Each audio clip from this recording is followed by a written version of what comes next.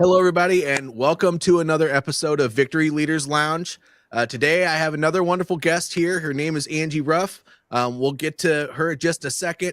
I want to remind everybody that I'm just opening my new my Warrior Leadership Coaching Certification and Business course. That the course is going to start in January. We're trying to get up to 15 people to get into it up until then. And as always, I have my books that you can buy on Amazon.com. One is Warrior Leadership, from the Journey from Coach to Entrepreneur. And the other one is Why Organizations Should Develop Their Leaders, a pocket guide. Now, all of the gaggy stuff out of the way, we can get to the podcast here. Okay, so Angie, how you doing today? Doing great. Thanks for asking. How about yourself? Oh, I'm wonderful. I'm even better now that I have somebody here to talk to. So thank you for coming to being a guest on my show. You told me about your business just last week, and it was very, very interesting. Would you mind giving an introduction on yourself and maybe a background of how you got there? Sure, absolutely. So today I am a consumer product goods coach and consultant. I help people that have an idea for a product, take it from concept to creation and on the shelf. So that's what I do today.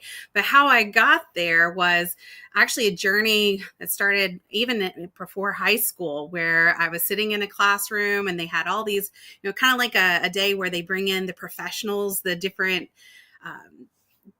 career paths that you could go into. And there was a gentleman that walked into my science classroom, and I will never forget it. And I was just so enamored about what he said he did. And it was in manufacturing, and he was an engineer, and it was his job to make things work, to create things, to make things better. And I'm like, oh, that's what I want to do.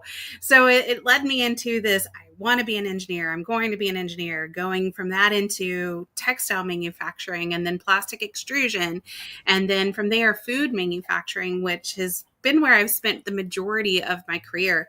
And through that, I had the opportunity to be able to rise in leadership. I started out as a very junior role and just learned about every aspect that there was about a journey of a product, from the time, again, that concept, that idea, what are we going to do, how are we going to test it, to what does it take to get it made, and then on the shelf, and all of those elements to that the average person, when you walk into a retail store, whether it's Home Depot or your local Kroger or wherever you're shopping, you go to pull that off. You don't think of all the steps, all the people that were part of that journey to get there. And so for me, I was very blessed. I got to lead many different teams. The largest team I had the opportunity to lead was a manufacturing facility that had about 350 people in it. And from there, again, just life continued to take me on journeys to the point where I opened my own manufacturing facility. That was definitely a different level of where it wasn't on my bingo card when I graduated high school, if that makes sense. and led multiple teams and worked with some fantastic brands. Some people have heard of, and others you've probably never heard of, getting to see their dreams come to life. And after some time, I was like, this is great. I enjoy it, but I really want to help those small and emerging brands see the path that if they don't have the experience or they've not been there before, that they need to, all the gate kept things, all the things that no one tells you. So I always think of myself as like the anti-Shark Tank. I tell you everything you need to know, good, bad, and ugly. But then truly hold your hand through the process. And so that's, short form, that's the journey of how I got to be from, that little kid in science class going, oh my gosh, I want to make things, to holy cow, now I get to be so excited when a client of mine, or even my own products, actually are on a shelf, walking into a Bass Pro Shops for the first time, and that very first distribution, and jumping up and down for joy, like, oh my God, look, it's here.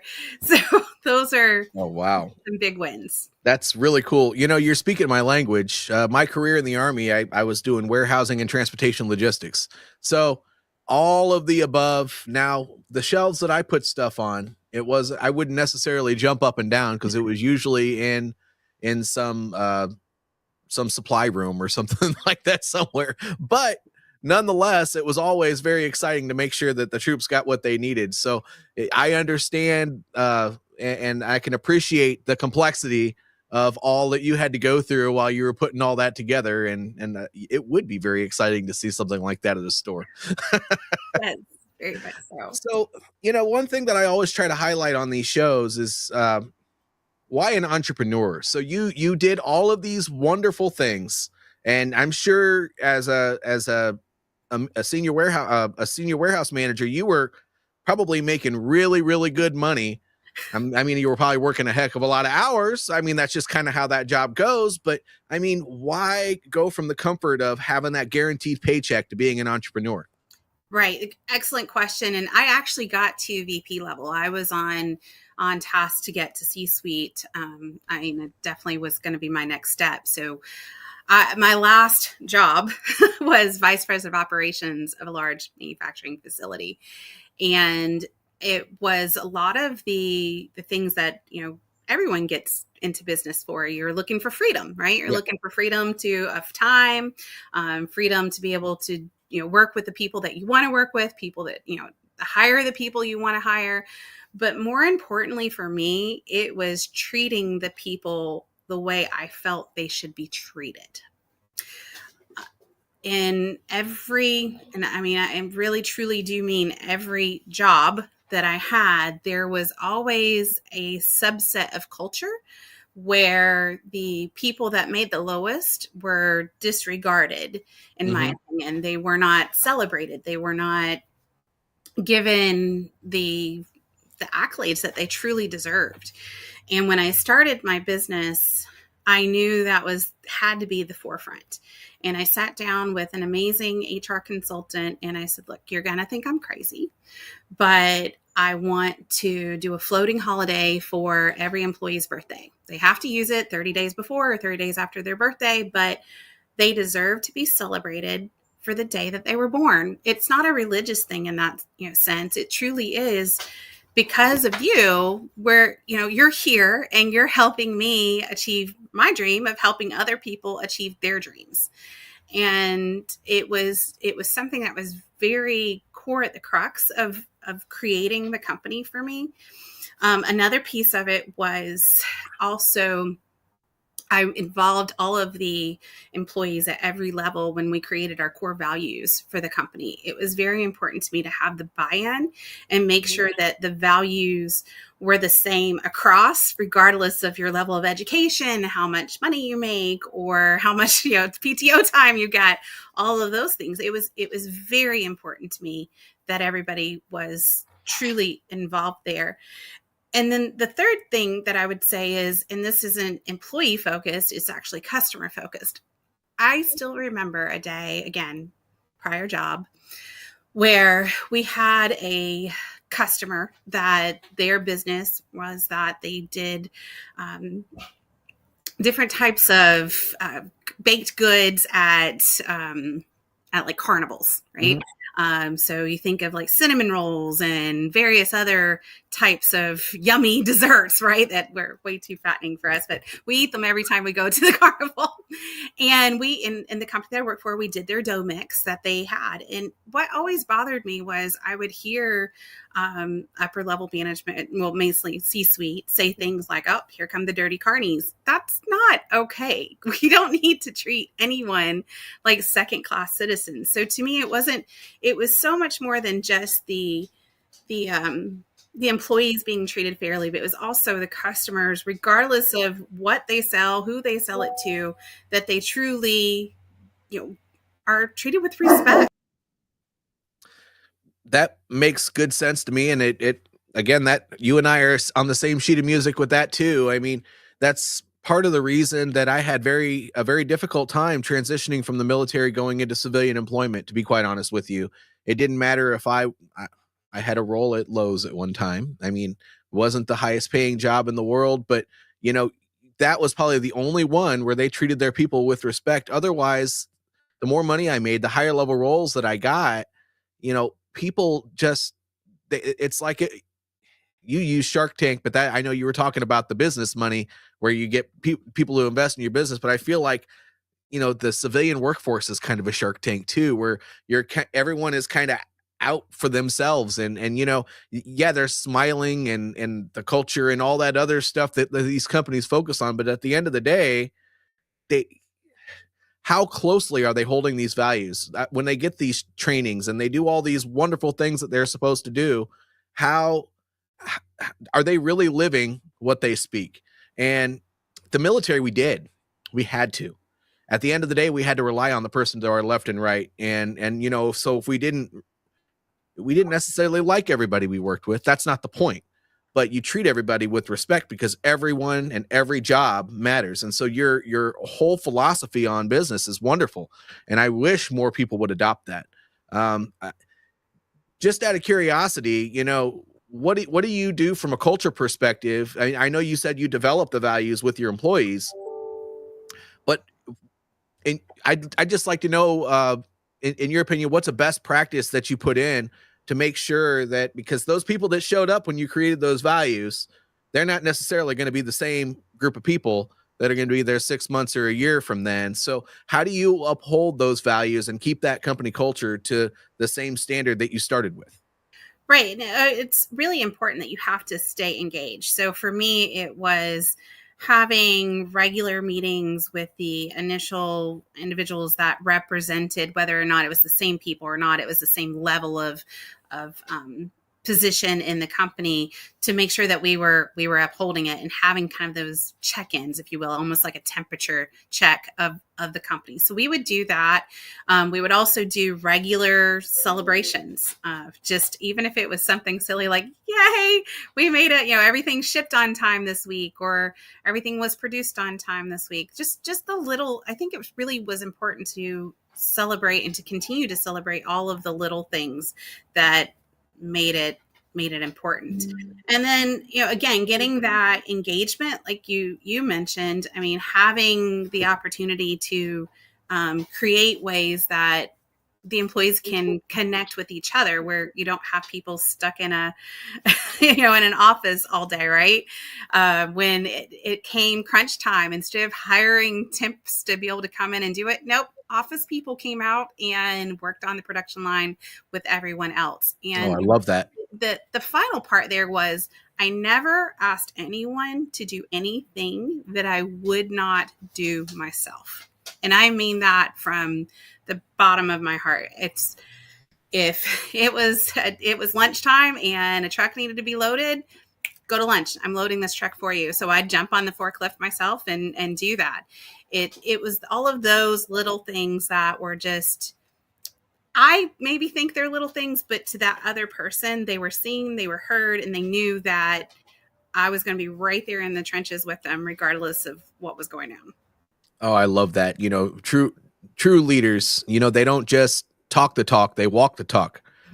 And so, knowing that you enforce that, not only with your office staff, but you go out there when somebody has a break, and if nobody can cover down on somebody, then you're hopping on a forklift yourself, or you're doing some of the nitty gritty work yourself. I mean, that shows true leadership. That's like a basic level thing that a lot of people forget as they move up, is that they all came from somewhere. And so they think they're above driving that forklift. They think they're above taking out their own trash. They think they're above all of those minute tasks that you're probably paying somebody to do. But at the end of the day, if they're not doing them, then somebody still has to. And that's kind of the core of the company, is that everything gets done and you're one big team. So I just absolutely love that you operate that way. And so transitioning to what you're doing now, you're more of a consulting role.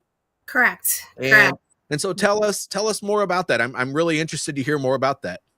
Yeah, I have the opportunity, like I said, to take people that have, whether it's a physical product that they already exist, or perhaps it's something that they just have an idea on. It could be technology. It could be the next greatest golf ball. It could be whatever it is.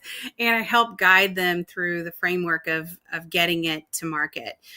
Things like vetting co-manufacturers if they're not going to make it themselves, or if they are making it themselves, making sure we're going through the process of compliance, whether it's FDA or the consumer product initiatives for safety and all of those awareness guidelines. There's so many things that people don't know when they go into business, that if they don't have quite the right guide, then they're paying for it much bigger on the other side. Oh, yeah. So with that, I really take the time to listen. Active listening to me is probably my most important skill that I personally value, and I'm grateful for it when I see it in other people. To hear, what problem are you solving? Who are you solving it for? And why is it needed? And taking those things and just continuing to ask the right questions to the partners that I'm working for on a consulting basis helps them make sure that they're actually communicating the right message to their clients. And then we also, again, like I mentioned earlier, the gatekeeping, right? Where we rip away the shroud of what manufacturers say and do. Have worked for many manufacturers, have owned my own manufacturing. And with that, I know what the lies are. I know what the things they're going to tell you, because they don't want you to worry. They think they're solving the problem, when in reality, if we could just all be a little more vulnerable, then things would get done faster with more vulnerability in the manufacturing realm. Whoa, whoa. Right? I think you're disrupting something. Yes, I think so as well. That's great.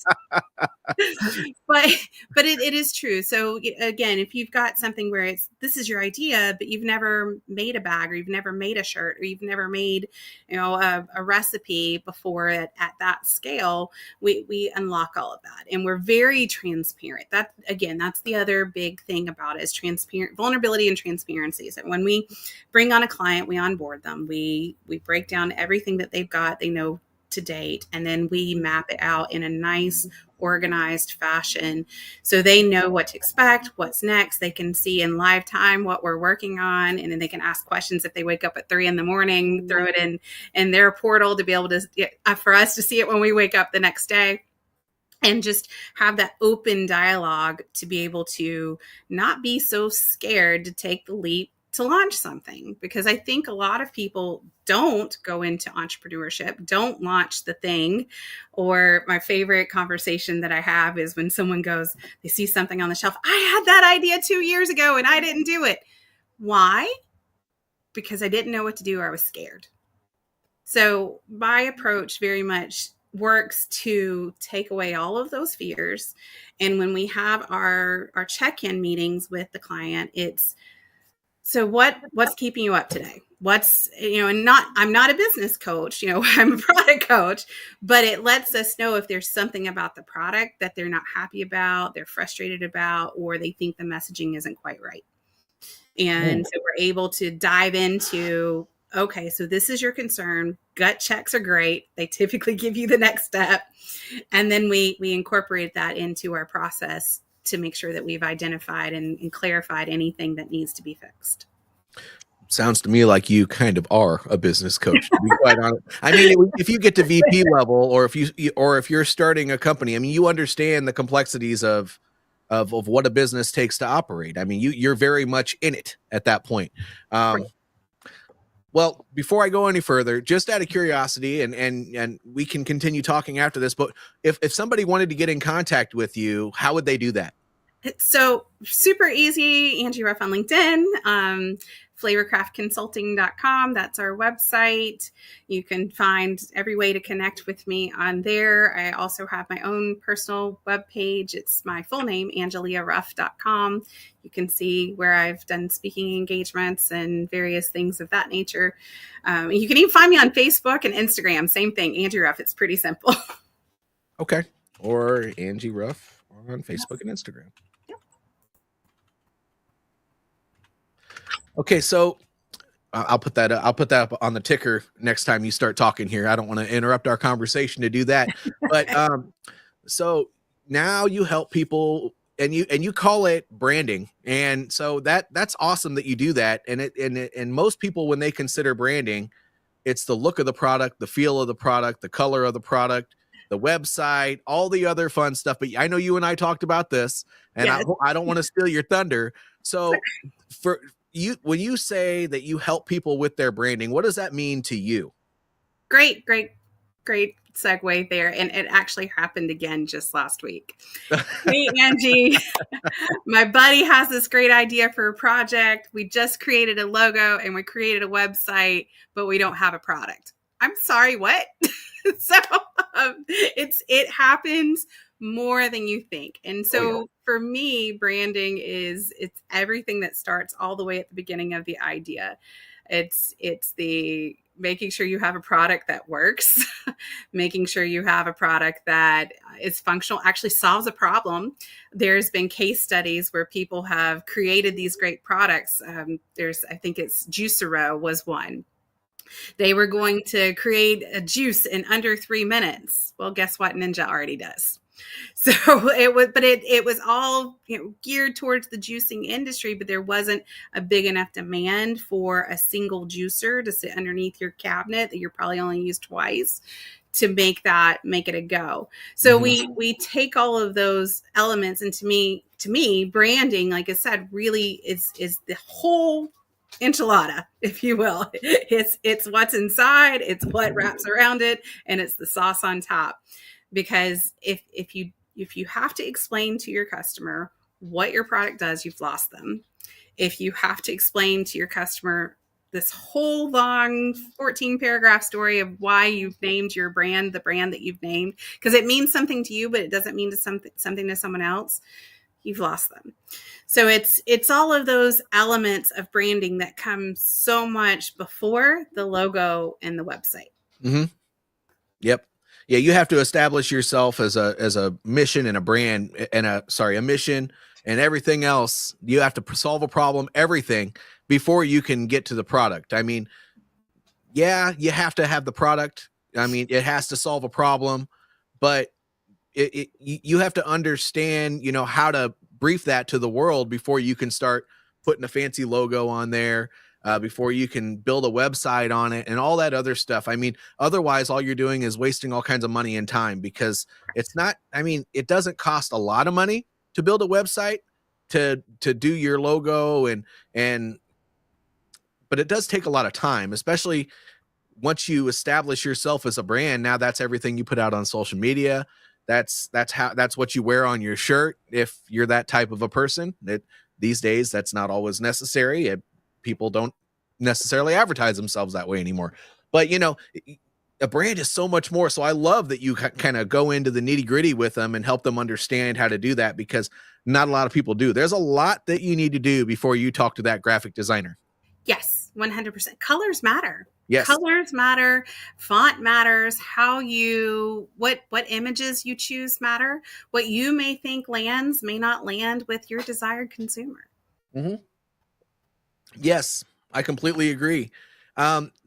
So there's another thing that you do, and I would love it if you would tell the audience about it. And I know you and I have talked about me even coming on there, but you also have a podcast. Is that true? I do. I have a Recipe to Succeed podcast I relate everything back to cooking at some point, where we talk about the special ingredients to success, and we discuss it with all types of leaders and entrepreneurs, just really allowing them to be vulnerable about their journeys and sharing kind of the ugly, if you will, behind it. I ask a lot of questions as to what was the biggest challenge? What was a struggle? What was that pivotal moment for you? And something I didn't share earlier was my own pivotal moment. I stayed very safe in job choices until I had the courage to get out of a domestic abuse situation in my marriage at the time. And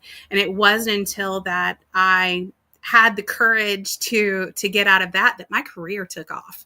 And it was just continuous, synchronicities that allowed me to get to be an entrepreneur and continue and now help others in their entrepreneurial dreams. But tying that back to my own podcast, yeah, that's exactly what we do. And we share a recipe. Every guest brings a recipe on. And I'd love to have you on, of course.